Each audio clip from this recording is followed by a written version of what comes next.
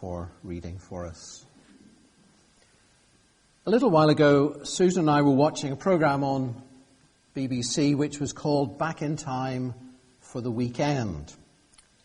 You may or may not have seen it, but it focused on a family who had agreed to spend one of their summers trying to find out what it might have been like living in the 1950s, and then the 1960s, and then the 1970s, and then the 1980s, and so on.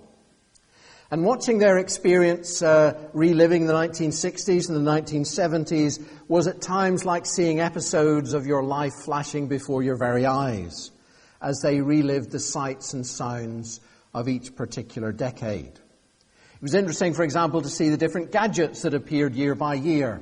And I was reminded of, the excitement in our household when we got our first video recorder in the 1980s, when they were getting one as well.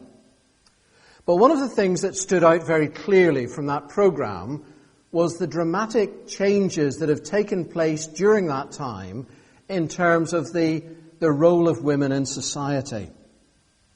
The family featured in the program were made up of a mum who goes out to work, a dad who's a stay-at-home dad, might do a bit of childminding as well, and a son and daughter. But in the program, in order to sort of enter into what life was like, for example, in the 50s and 60s, they had to have a role reversal. And so the man had to go out to work, and the mother had to stay at home doing all the housework, often without any gadgets to help her along the way. And that role reversal reflected the fact that during the 1950s and 60s, most people, most women, weren't getting paid for the hours and hours of housework they were doing at home. And it was only a small percentage of women who went out of the home to do paid work. And that struck me because I grew up in a household where my mother always went out to work. She was a school teacher, and throughout my childhood, throughout the 50s, 60s and 70s until her retirement, she went out to work. But when I stopped to think about it, she might have been the only woman in our street of 22 houses who went out to work full-time. Others might have had part-time jobs, but I think she may have been the only person in our street who worked full-time outside the house. Now, I say that because in the 1960s, she was working at a primary school. She was one of the teachers. And early 1960s, the head teacher announced that he was going to retire. My mother was the deputy head teacher and would have been a very eligible candidate for the headmaster's, head teacher's post. She was well qualified to do that job, but she never got the chance to do the job. Indeed, she never even got the chance to submit an application, because the school governors decided that only men could apply for the post of head teacher. I better not say any more about who the head teacher was appointed. Thankfully, nowadays, there are laws that try and guarantee greater equality so that men and women are treated more equally.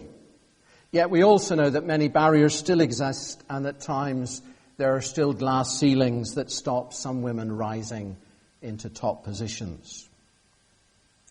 And I mention that because in our Bible reading this morning from Mark chapter 4, it takes us back to the first century, and it takes us back to a time when women were treated as second-class citizens. For you see, in the days of Jesus, women were denied education. And when it came to religious practice, there were some Jewish teachers who said, it's better to burn the law of God than to teach it to a woman. Women were viewed as unreliable witnesses. You couldn't trust what they would say in court. And when it came to marriage, the woman was regarded as the property of her husband. Yes, a man could divorce his wife sometimes on the most flimsiest of reasons. But however the man behaved, the woman could never divorce her husband. And the woman who encounters Jesus in this passage from Mark's Gospel is someone who was suffering from an even greater disadvantage than all of those things. She was suffering from a great disadvantage because of her illness. Now, there was a woman who had been suffering from bleeding for 12 years. She had endured much under many doctors and had spent all that she had, and she was no better, but rather grew worse. One writer says that if you study the historical records of the medical treatments available in those days, the comment that she got worse through going to the doctors probably had a ring of truth. For he says the treatments prescribed often involved drinking vile-tasting mixtures and doing other such things, many of them even more strange, and none of them likely to do any good, judged by modern medical knowledge. With such a medical condition, there was little chance of this lady having a family, and if she was married, there was a very high likelihood that her husband might divorce her and abandon her. Her money's run out, and her chronic medical condition, which she's been struggling with for 12 years, means that she's regarded as being unclean. And that was also an enormous problem. Because regulations laid out in the Old Testament in the book of Leviticus meant that if anything or anybody touched her, they'd also be regarded as being unclean. And so one writer says this woman was not only defiled, she defiled anything and anyone she touched. Her illness had left her personally, socially, and spiritually cut off. So this woman who encountered Jesus that day was someone who was cut off from family and friends, cut off from fellowship and worship at the synagogue, cut off from trading in the market, cut off from all normal human contacts and conversations. Medically and socially, her outlook was absolutely hopeless, except for one thing. Her situation was hopeless, except for this one thing, that the text tells us that she had heard about Jesus. She had heard about Jesus healing people. Perhaps she had heard that he had healed that helpless, hopeless man who was possessed by all those demons, Legion, who lived on the other side of the Lake of Galilee. However she had heard about Jesus, on this occasion she comes up, did you notice, behind Jesus in the crowd, and she reaches out and touches his clothes. You see, she couldn't come up to him face to face, because in such a large crowd that would have been a very risky thing for her to do, because no one in the crowd would want to bump into this lady, because that would make us ceremonially unclean. And we'd have to go and have a sort of cooling off period for a number of days. It was a risky thing for her to go into the crowd and to try and touch Jesus, because there was a danger that the crowd might turn on her and drive her away. And so she approaches Jesus from behind, hoping against hope that it might help. And she reaches out to touch his cloak, to touch the hem of his garment. For she said, if I but touch his clothes, I will be made well. Now this desperate lady wouldn't have been able to recite the Apostles' Creed. She wouldn't have been able to explain to you the doctrine of the Trinity. But deep down she had a deep, real, genuine seed of faith inside, because she's got the confidence that Jesus has the power to transform her life. One writer says, is her faith superstitious? It is. But there's something else here, because she bets everything on a desperate gamble. That is faith. That's the only faith she has. It is sheer audacity. Someone else says, what we see here is a little craftiness, a little modesty, a little shyness due to her own uncleanness, but through all of it, an unlimited confidence in Jesus. This woman had heard about Jesus and came up behind him in the crowd and touched his cloak, for she said, if I but touch his clothes, I will be made well. Immediately her bleeding stopped, and she felt in her body that she was healed of her disease. You'll not be surprised to know that each term at South Wales Baptist College we run various sessions helping students to think about what's involved in offering effective pastoral care to people who are facing all sorts of different situations. But when we hear about what Jesus did next, we might suspect that he missed all the lectures on pastoral care and sensitivity. Did you see what he did next? Immediately her bleeding stopped and she felt in her body that she was healed of her disease. Immediately aware that power had gone forth from him, Jesus turned about in the crowd and said, "Who touched my clothes?" And his disciples said, "You see the crowd pressing in on you. How do you say, 'Who touched me?'" He looked around to see who had done it. But the woman, knowing what had happened to her, came in fear and trembling, fell down before him and told him the whole truth.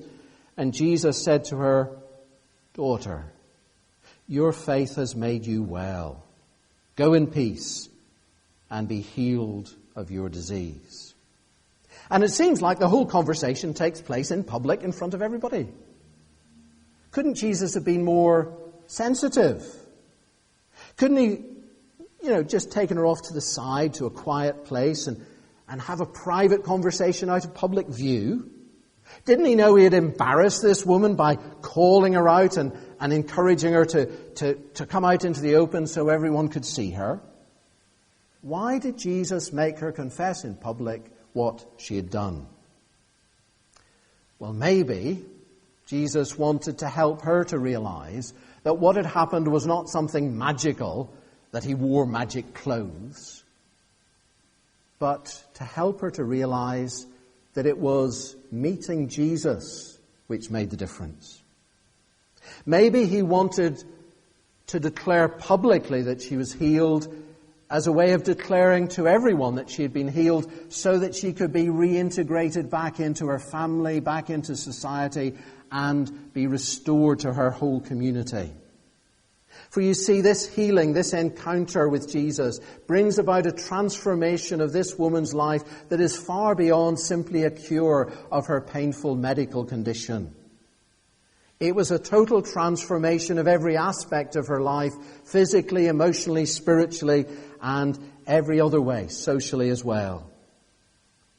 So here's this nameless woman who had been in such a hopeless state that had robbed her of a sense of dignity and self-worth, and she comes to Jesus, and from his lips she hears these words, "Daughter, your faith has made you well. Go in peace and be healed of your disease." And those words, "go in peace," mean she can go back to her community. Those words mean she's been restored into a full and healthy relationship with God himself.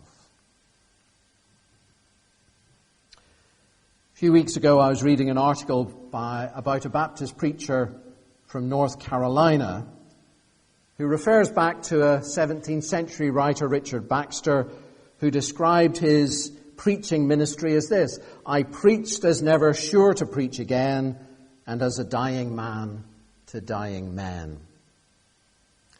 The preacher writing this article, a man called Guy Sales, explains that because of being diagnosed with a very serious illness himself, he feels a similar urgency about his ministry, about his preaching, because he's become unavoidably aware of his own mortality. In this article he writes very movingly about an evening in December 2013 when he took a short phone call from his doctor who explained that he was suffering from multiple myeloma. This preacher says that telephone call lasted less than 5 minutes, but the news it bore moved my primary residence from what Susan Sontag called the kingdom of the well to the kingdom of the sick. The kingdom of the well to the kingdom of the sick. Well, actually, our Bible reading tells us the story not of one woman, but of two women who were moved by Jesus from the kingdom, who had moved from the kingdom of the well into the kingdom of the sick.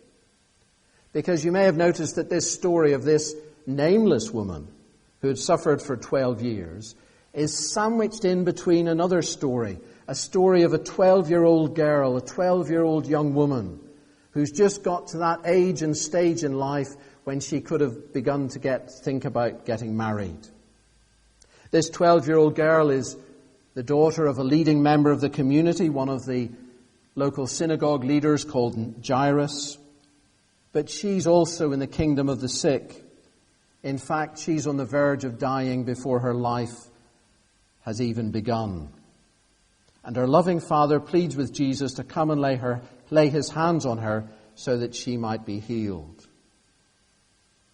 When Jesus had crossed again in the boat to the other side of the lake, a great crowd gathered around him, and he was by the lake.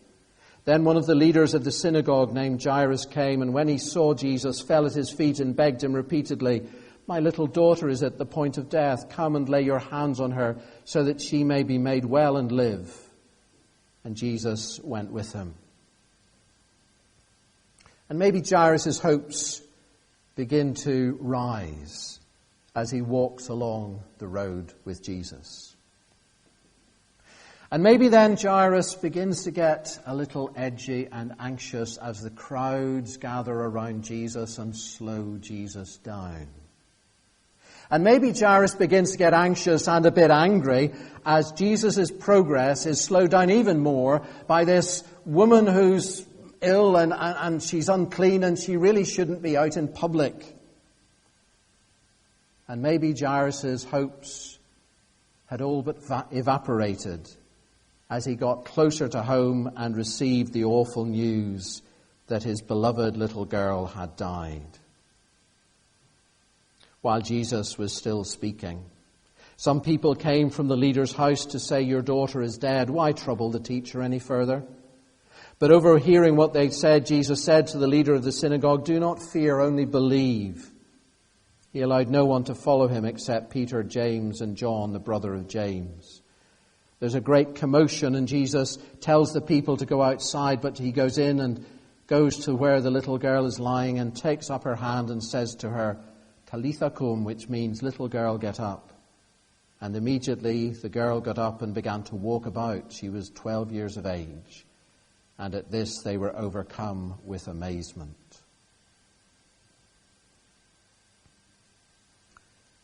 In our prayers earlier in the service, we prayed for the situation in Syria. An ongoing civil war that's been running for over 5 years, which is one of many reminders that we live in a very troubled world. And when we think of all the suffering arising from that 5-year-long civil war, not to mention all the other tragedies around the world, perhaps there's a little voice inside that says, well, the story of a woman who's been healed of this chronic condition, the story of the healing of a 12-year-old little girl, well, they're small, insignificant, unimportant events in the grand scheme of things. But you see, these events are recorded for us in the Bible because the healing of this nameless woman who had been suffering from this chronic condition for 12 years and the raising of this 12-year-old little girl from death were not just life-changing events for them. They're of much wider significance because, like all the other healing stories in the Gospels, they're signs of God's coming kingdom at work in the world. They're signs that God is at work tackling and destroying the destructive powers of evil. And the raising up of this little 12-year-old girl is a sign pointing forward to the greater resurrection on Easter morning as God raises Jesus from the dead. And it's a tiny little pointer in the direction of the future, God's future, of the day that is coming when God will wipe every tear from our eyes and put an end to mourning and sorrow and crying and pain. These events are recorded because they're examples of what happens when the power of God invades people's lives, because that power is able to transfer people who are in the kingdom of the sick into the kingdom of the well. During this last week, you may or may not have noticed that the Irish golfer Rory McIlroy announced that he's not going to represent Ireland at the Olympics this summer because he's concerned about the danger of perhaps coming into contact in some way with the Zika virus in Rio de Janeiro in Brazil. The media have told us about the destructive impact of the Zika virus, and in previous years we have heard about the Ebola virus. And scientists work hard to try and understand how these diseases work and how they might tackle them. And I mention that because back in the days of Jesus, people thought about purity, people thought about uncleanness in the kind of way we think about infectious diseases. And as most people understood it, things worked like this. If Jesus was touched by an unclean woman, uncleanness is sort of contagious. Therefore, Jesus would become unclean. And if Jesus touches the body of a 12-year-old girl who has died, we all know that dead bodies are unclean in the eyes of the religious world. So if Jesus touches the dead, unclean body of this dead girl, he therefore becomes contaminated and unclean. But have you seen what happens in the story? See, the process works in the other direction when Jesus comes into the situation. Because far from Jesus being infected or contaminated by their disease, the opposite actually happens.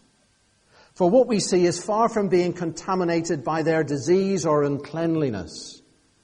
Jesus' love and power and healing are just so contagious, they're so infectious in the other direction. One person says, Jesus literally reaches out to those whose touch is supposed to make him unclean, and power flows in the opposite direction. They do not pollute him, he cleanses them. This story doesn't tell us about just the destructive power of disease and of impurity and uncleanness. It tells us about the cleansing power of the love of God, which can reach into the most damaged life and bring health and healing and purity and strength. Hallelujah. One devotional writer, reflecting on his life and his work over the years, said this: my whole life I've been complaining that my work was constantly interrupted until I discovered that my interruptions were my work. While he's on his way to Jairus' house to heal his 12-year-old daughter, Jesus is interrupted by a woman who suffered from chronic bleeding for 12 years. But far from treating that woman as an inconvenient interruption, he reaches out in love and in healing to move her from the kingdom of the sick into the kingdom of the well. And it's important to notice that this nameless woman wasn't one of society's movers and shakers. She wasn't a famous person. She's nameless in the story. We don't know really anything about her.